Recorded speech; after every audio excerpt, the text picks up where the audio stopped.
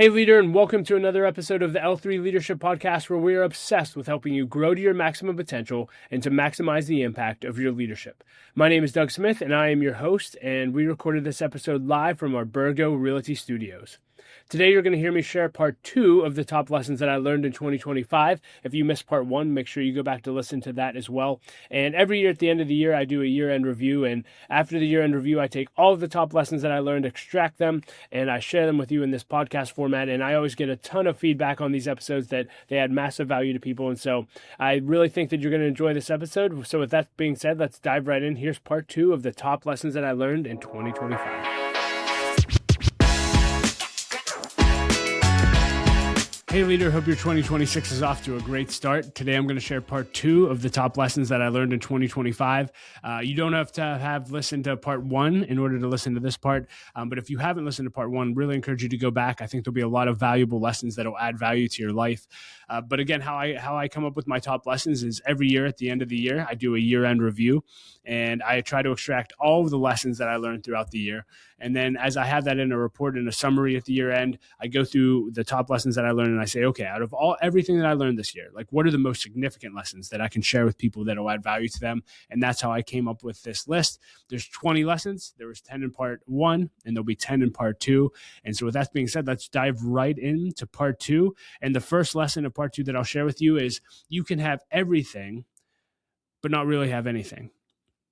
You can have everything, but not really have anything. And I was actually meeting with a young leader that I've become friends with, and he actually spent years of his career working at a prestigious club that had over 800 members, and they all have a ton of money and are very, quote unquote, successful. And I said, wow, that must have been an incredible experience. You got to rub shoulders with all these incredible leaders. Like, what did you learn? And what he said to me, he said, Doug, I think it's important to know that you can have everything, but not really have anything. That's what I learned. And that was not what I expected him to say. And he just said, yeah, I saw a lot of people who had a lot of money, who had a lot of stuff, but their families were in shambles or different areas of their lives were a mess.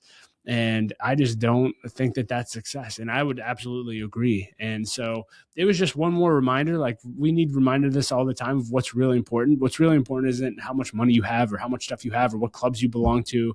What's really, really matters is, man, what's your family life like? What's your marriage life like? Like, what's your health and fitness look like? What are you doing for other people? What are you doing for God? Like, those are the things that are really, really significant. And so it was just one more reminder of just, hey, am I more focused on chasing stuff, or am I focused on what's really important? And so, leader, just remember your priorities. Jesus said, what is a gain if a man profits the world but loses his soul, right? What profit is it if a man gains the world, but loses his soul? And don't let that be you, leader. Remember what's important and keep what's important in front of you. You can have everything, but not really have anything. Number 2, in leadership, there are certain things only you can do. In leadership, there are certain things only you can do. And this was another lesson I learned from Kevin Myers throughout the years, but he just said, if you're a leader, like, no one else can hear from God but you. And it's not saying that no one else can actually hear from God, but it's like, as far as what you're leading and what you're responsible for, you need to hear from God for the unique vision for your position and where you're taking the organization. Like, you need to hear from God. He also said that no one can take care of your character other than you. Right? No one can make sure you're a man or woman of integrity and character. Only you can. And through the decisions that you make every day. And leaders, nobody else can make the hard decisions that you have to make. That's what leaders get paid for. I remember early on in my leadership journey, I remember John Maxwell saying, there's some quote from an executive at Kodak who said 95% of the decisions that leaders face could be solved by any reasonably intelligent ninth grader, but they pay you for the other 5%. And that's so true. There's 5% of the work that's extremely hard, the decisions you have to make, the personnel decisions, et cetera, and only you can do it, leader. And so I just want to encourage you, as you're thinking through your leadership journey in 2026, what are the things that only you can do? And whatever those things are, make sure that you're actually doing them. Lesson number 3, have people who can question and challenge your perceptions. Have people who can challenge and question your perceptions. One of our core values at Light of Life is we value diversity. And I consider myself so blessed to be able to work there because we have such a diverse staff in so many different ways. And I always share a story that one of my bosses formerly, who's no longer at Light of Life, I affectionately called her, and still do to this day, the other side. Because I feel like no matter what I believe, no matter what I would say, she would always come in with the opposite point of view. And it wasn't a bad thing. It was awesome. And it's still awesome to this day. Actually, I just had lunch with her a few weeks ago, and I'm like, all right, hey, I need some other side perspective. Give it to me. Like, let's go. And she was able to really challenge my thinking. And I'm so grateful for that because so few people have that in today's world. We live in a world where everyone's algorithms only show them things that they believe, and their beliefs never get challenged. They work in workplaces and they work in bubbles where everyone just thinks it like them. It's so unhealthy. Leaders, without diversity, you are not complete. I'll say that again. Without diversity, you are not complete. You need diversity of thought, you need diversity in every area. Who can challenge your perceptions? Who can challenge your beliefs? If you don't have people like that, you are missing out on a huge growth edge in your life and leadership journey. So do everything you can to find people who can question and challenge your perceptions. In 2025, I had a lot of my perceptions challenged, and I'm extremely grateful for that. And it's helped me grow a lot. And so get that around you, leader. At Endosha, we help transform visions into results.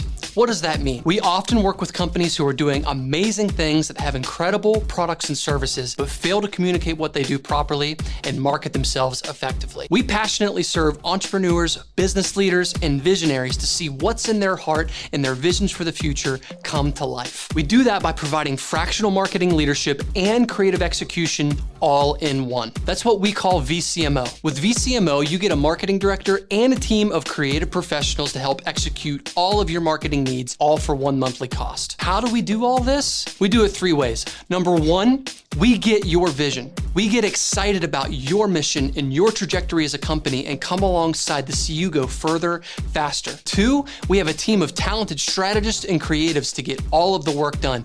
And 3, we flat out work freaking hard for you and your company. Reach out today. Let's start a conversation. Next, follow a proven path when you don't know what to do. Follow a proven path when you don't know what to do. This is probably common sense, but I think so many times in leadership, we hit situations or problems that we don't really know what to do with, and we try to forge our own path and make up whatever the solution is on our own, when the reality is, I guarantee you, basically any leadership issue that you're facing, it's not like you're not the only person on earth facing that issue. There's been hundreds of thousands of leaders who have faced the exact same thing as you. And so you don't need to do life and leadership alone. Who can you reach out to and say, hey, I'm going through this. Can you help me process this? Or what would you do in this situation? What have you done? Or, hey, what resources are out there? There's probably already blueprints that you can follow on, hey, here's the 5-step process for whatever problem that you're facing. Oh, and did I mention, and it's going to be part of my next point too, AI? Like, you have access to world information. Like, type in an AI. Hey, I'm going through this situation in leadership, or I'm dealing with this issue. What should I do? You'll be shocked at what AI can come up with. So stop doing life and leadership alone. Stop trying to figure it out all by yourself and forge your own path. There's been proven paths before, and there's people who have already figured out what you're trying to figure out. So take advantage of that. One thing I encourage all of our staff to do on a consistent basis is reach out to organizations who are similar to ours, that are bigger than us, who think bigger, who have solved bigger problems, and just spend an hour with them, people in your position, asking them questions that you have. I've been doing that for years, and those have been some of the biggest spurts of growth that I've had, because people are able to take me further faster because they've already been there. Follow a proven path when you don't know what to do. The next lesson, I kind of alluded to it already, is AI is a phenomenal coach. And I know everyone's talking about AI and everyone's sick of people talking about AI, but I've really taken a deep dive, and I use AI as a coach basically in every area of my life. I mentioned in part 1 about my health and fitness and my blood work. I'm putting all of that stuff into AI and saying, like, man, treat me as an executive. Treat me as like an elite performance coach. Like, what would you tell me to do when it comes to my health and fitness? Hey, when it comes to my blood work and my heart and my nutrition, like, treat me like I want you to be a world-class nutritionist or a world-class doctor. What advice should I have? And I've gotten so much great content and things that I'm able to actually implement in my life. Even as simple as when it comes to my health. Hey, now that AI is familiar with my health journey, hey, I'm just thinking of, I use it even as a cooking coach. So I'm at home and maybe I didn't plan a meal for a certain night, and I'm like, okay, here's the ingredients I have. I have chicken, I have broccoli, I have cauliflower, and rice. I could say, hey, based on my health goals, give me like an awesome recipe with these ingredients. Like, what can I make for a healthy family meal for 7 people? And AI will come up with it like that. And there it is. I have a heart healthy meal that's really helping me with my health. So whatever area you want to use it in, I'm going to do a whole episode probably on how I'm utilizing AI, because I can get a lot more specific and give you examples. But use it as a coach. Next, margin matters. Create it. Margin matters. Create it. Margin is a word that keeps coming up in my heart over and over and again. And basically the 2 areas that I feel like I need to create margin in, both organizationally and personally, is finances and time. Finances and time. How can we free up more money to be able to do what God's called us to do? And how can we free up more time to be able to do what God's called us to do? And the only way that you can have more time and more money is with margin. And so whatever you need to do to create margin, whether it's redoing your budget, redoing your calendar, that's what I'm focused on right now. I've been taking my calendar from 2025 and actually screenshotting it and putting it into AI and basically saying, like, where am I wasting time? And how should I be better utilizing my calendar with a position that I have? And the advice that AI has given me is phenomenal. And so I'm making significant changes to my calendar this year to create more margin for my time and schedule so I can focus on what matters most. Leaders, margin matters. Create it. The next lesson is you're always campaigning. You are always campaigning. The best business and leadership book that I read this year was The Ride of a Lifetime by Bob Iger. And it was a phenomenal book. If you haven't read it, really encourage you to. It's all about how his journey to becoming the CEO of Disney. It was so good. I listened to it on Audible, and I literally, I could not get enough of it. I was always on the edge of my seat, like, what's he going to do? How did he do this? It was phenomenal. But my favorite chapter is a chapter called It's About the Future. And it was about in the specific season where his predecessor, I think it was Michael Eisner, was getting ready to leave, and the board started looking for the next CEO or successor. And he basically expressed his interest in getting the role. And when he did, this young kid came up to him who was a political campaign activist or whatever, and he basically just said, like, Bob, are you ready for your campaign? And Bob said, like, what are you talking about? He goes, you want to be the next Disney CEO, don't you? He goes, yeah. He goes, well, you better start campaigning now, because that's what you're running, a campaign to prove to the board to select you to be the next CEO of Disney. And I don't want to give away all the details because it's such a great story, but he ends up running a campaign, and obviously he got the position. But it's a phenomenal story. Really encourage you, and you'll learn so much from how he ran his campaign and how he promoted himself and how he positioned himself, etc. So good. But the key lesson here for me was, hey, regardless of you're going for the CEO role or you're just in a role, and just whatever you're doing every single day as a leader, like, you're always campaigning. I always tell people that, like, long before people pick you or promote you, they're talking about you, like, behind closed doors. Every decision that you make, every action that you take in an organization, people are watching, and they're saying, can we trust this person? Can we give this person more? Could we ever put this person in a position of leadership? Whether you know it or not, people are voting for you, or they're taking away their vote from you for future leadership positions. So leader, just remember that. You're always campaigning. And if you remember that, you're going to live and lead differently every day. And ultimately, if you lead in right and you campaign right day after day, week after week, month after month, year after year, who knows where you'll end up? Maybe one day you'll be the next CEO of Disney. The next lesson is the gospel comes with a house key. The gospel comes with a house key. This was the best book I read overall. For a while, it was Bob Iger, but I read this book the last week of 2025, and it took the number one place of best book of 2025. And it's a really simple book on the power of hosting and basically utilizing your home to love on your neighbors, your friends, and those in need. And it was just so challenging and compelling. And Laura and I have always had a heart to host, but this kind of elevated our vision for utilizing our home for hosting. And, I always share that my life was changed by the hosting of others.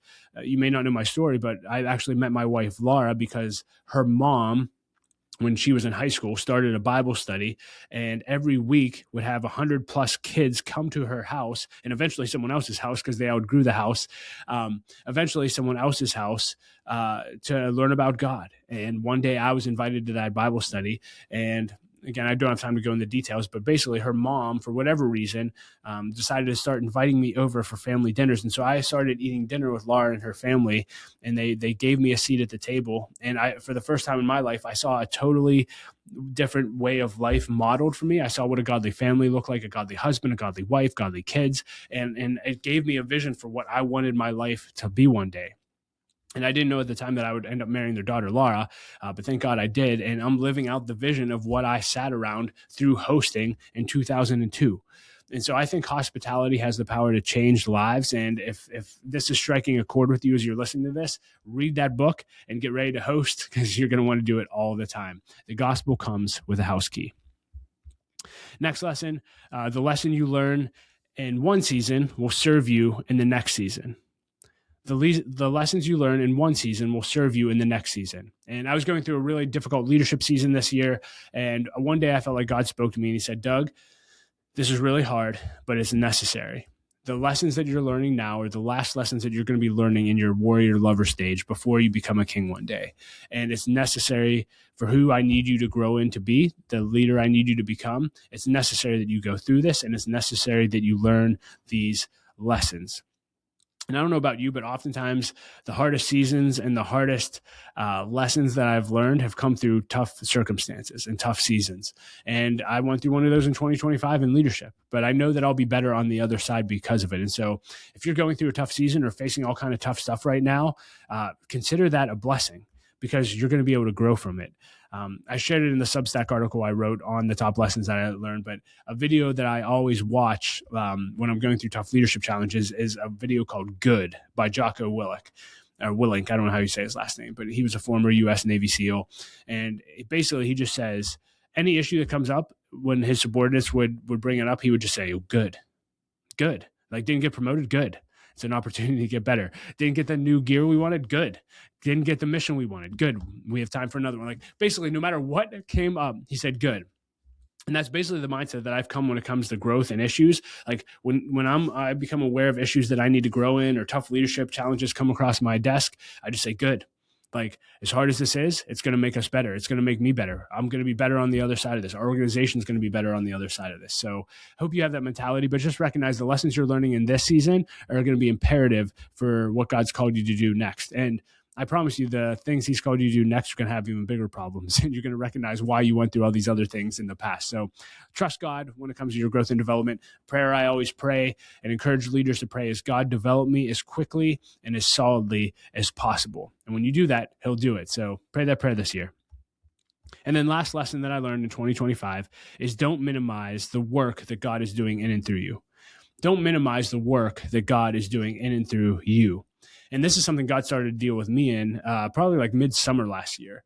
And basically he just said, you don't count what you're doing for anything. Like, as a leader, I'm so focused on what's next and what's needed to get to the next level that I never take time to actually look around to say, like, wow, look at what is happening. And not just through me, but like organizationally.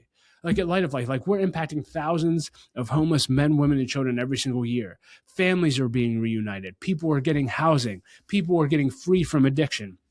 People are giving their life to Christ. We're feeding people. We're keeping people from becoming homeless. Like, unbelievable things are happening on a daily basis.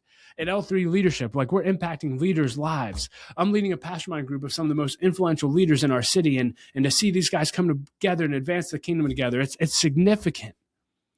And God's saying, don't miss out on what I'm doing in and through you because you're so focused on what you want me to do in the future, or what you want to do in the future. What you're doing is significant. And that's my encouragement I want to leave you with today, leader. What you're doing is significant. How you're leading and what you're leading is significant. The difference you're making is significant, not just now, but for eternity. And so remember that, leader. And I'll close this just like I closed the last one. I want you to remember, I say it at the end of every episode, but don't quit, leader. I don't care what you're going through this year. You're doing better than you think you are. Don't quit. Keep leading. Why? Because the world desperately needs your leadership this year. That's going to wrap up all of the lessons for 2025. I hope these add value to your life. Again, if you enjoyed this and didn't listen to part one, go back and listen to that. I think it'll add value to your life. Thanks for being a part of my life. If you haven't followed the podcast, make sure that you follow it and subscribe. so you can keep up to date on all of the episodes. And again, if this added value and you think of someone else that would love to hear it, make sure you share that as well. That'll help us reach more people. Thank you so much. Hope you have a great 2026. Well, hey, leader, thank you so much for listening to the top lessons that I learned in 2025. Again, if you didn't listen to part 1, make sure you go back and listen to that. And there are links to everything that I mentioned in the show notes below, so check those out as well. I want to give a special thanks to our sponsor, Andosha Marketing Solutions. They are the producers of this podcast. And if your organization has any marketing expertise needs, I wholeheartedly recommend their services. You can learn more about their services at andosha.com. That's ANDOCIA.com. And as always, leader, I like to end every episode with a quote. And today I'll quote Chuck Noll, the former Steelers coach. And he said this. He was talking to Tony Dungy. He said, "Your only job as a coach is to help the players play better." And leaders, that's your job. Your job is to make the people around you better. That's what leaders do. That's going to wrap up today's episode. As always, remember, leaders, don't quit. Keep leading. The world desperately needs your leadership. Until next time, keep leading well.